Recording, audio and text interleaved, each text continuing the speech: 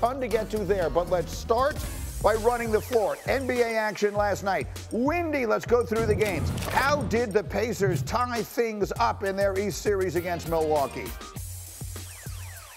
Pascal Siakam with 37 points, new career high. How about in the playoffs? How about this? He's the first player to open a playoff series with two 35-point, 10-rebound games since Wilt Chamberlain in '67. Dominant performance, gets the first road win for any team in the playoffs thus far. Still no Giannis. Legs, Minnesota, a dominant second half and beat Phoenix to go up 2-0. Does that series feel over? It does to me. I just don't know if Phoenix collectively is mentally tough enough, and I don't know if they're physically tough enough. This is a terrible matchup for them because of the defense of Minnesota Timberwolves. They pressure out on the perimeter, and they funnel you to all that size. You can't have three superstars, Greeny, offensively, and none of those guys are exceptional on a given night, which is what happened last night as a result, down 0-2. The truth is, when the Timberwolves were healthy this year, they were the best team in the West. Finally, Windy, how did Dallas spoil the return of Kawhi and even up that series? Tremendous defensive performance. This team was the best defensive team in the league over the last 20 games of the season. We didn't know if it would carry over to the playoffs, holding the Clippers to under 100 points and 37% shooting, their worst shooting night of the season. That's right, the Mavericks won a game with defense. I never thought I'd see it, and that's why people think they got a real shot in the West. One of those people is standing right next to me. Legs, you have been on this Mavericks bandwagon since the trade deadline and some of the moves they made. Do they look, again, they played a terrible first half in game one of this series. For the 6 quarters that have ensued, do they look like the legit threat in the West you think they were? They do to me. And we just talked about the defense. Windy just gave a great number on that over the last 20 games.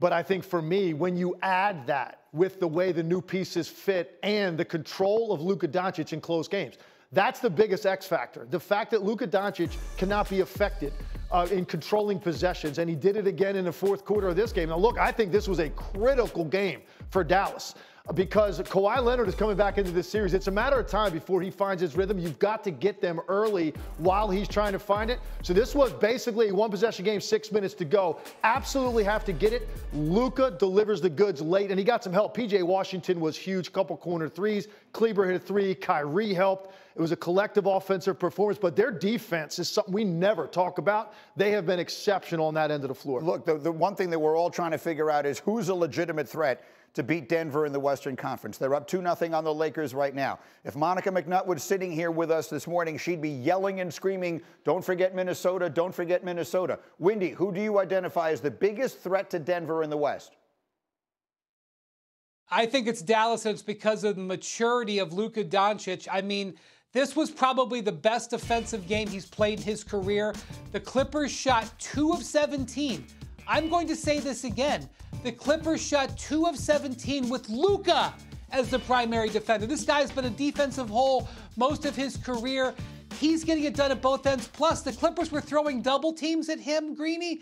He just handled it. He knows where to go with the ball. He's got teammates who can stretch the floor. Kyrie Irving with an under-control performance. A very second-stage, mature performance by Luka. This is a warning sign for the rest of the league that he's developing like this. They're on the other side of the bracket, by the way. They wouldn't get Denver till the conference final. Is it Dallas for you? That's huge for me, yeah. Unfortunately for Minnesota, if they are able to get past this series, Denver's the next team you see. That's not the case for Dallas. That's why all that seeding that last week of the season was so fascinating to see how it was going to play out. Now, look, this series is a long way from over, right? Kawhi Leonard is going to have his imprint all over this thing at some point.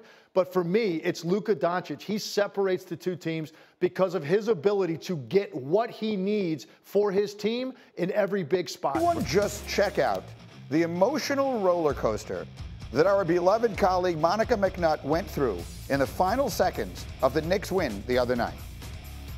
Into the corner, Brunson, pump fake, three-pointer, left side, front rim, gets the roll! Three-pointer is good. It's a 2-point game. Knicks down 2 with 27 seconds to go. Inbound is knocked away by Maxey, gets the ball back, falls to the floor, stolen by Hart. DiVincenzo three-pointer, no good. Hartenstein, the offensive rebound, he kicks it out to Anunoby. DiVincenzo again, knocks it down! Knicks lead, 13 seconds to go!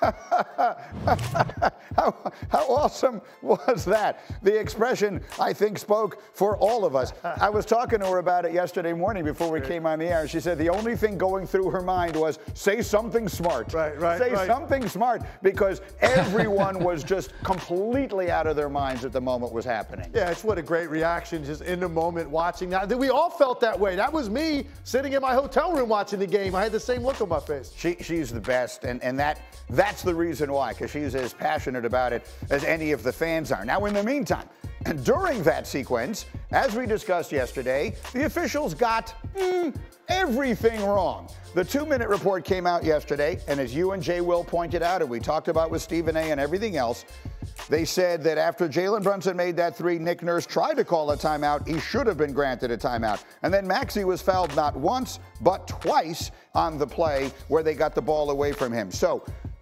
look, I understand why they do these 2-minute reports. I respect the reason, but this is one of those cases where I almost feel it does more harm than good, because nothing's going to change. I can't stand it. I'll use a golf analogy, right? You're a golfer. It's walking up to a hole you've never played before. You're standing next to your caddy. It's a dogleg left. You smoke a drive, 320 yards. It wraps around perfectly. You think it's beautiful. You walk up there. You find out your ball rolled into the water.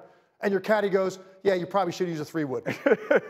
It doesn't do any good. Right. And what does it affect? All that's doing right now is making people in Philadelphia lose their collective minds. I can't stand the 2-minute report. I never have. I understand the point. They're trying to say, hey, there's transparency here. Yeah. We're not going to act like these things didn't happen. The problem is this does not rectify a critical moment in this series. Yeah, I respect the reason for it. And yet now we go on. And so, Windy, I had the delight this morning of asking Brian Windhorst a question on our production call and then observing his reaction. I'll let you all have that same delight. Windy, there are people who believe that Joel Embiid should not be playing in this series because of the way he looks and the injury he clearly has. What is your reaction to that? I am absolutely baffled where this concept came from. Why would that be the case? He has been cleared to play by the doctors. He has elected to play, and he is playing, and he's averaging 31 points a game in this series. He's not rebounding well. He's not shooting well, but he is playing for a reason. You want to know why? Because it's very hard for him to get on the court in the playoffs, period. He has had knee injuries in the playoffs 2 of the last 3 years. Twice in his career, Greeny, he has missed playoff games with different orbital bone fractures. That's right, 2 different times he's broken his orbital bone. If he can get on the court for a game in the playoffs, he's going to get on the court. He's a $250 million asset, one of the greatest players in the history of the 76ers. They are not clearing him to play unless they think he can go. Take that off the table. I know he's not 100%. I know it doesn't look great out there. He is playing because he can, and that is his standard, and we understand that. And if you look at his injury history in the playoffs, you understand why when he's available to play, he's gonna when he has a chance. Completely agree. He needs to be out there, but here's the problem. It's not just, he's playing well. The numbers look good. He's a completely different player. He's been relegated to being a small forward or a guard. That's how he's operating offensively. This is a guy that averaged 14 points a game in the paint in the regular season, right? He's got half that so far in 2 games. And it looks like it's trending in the wrong direction because he didn't go near the paint in the second half of game 2. Everything he did was on the perimeter. Bottom line is he's so big and skilled, he can still make shots over people from those distances.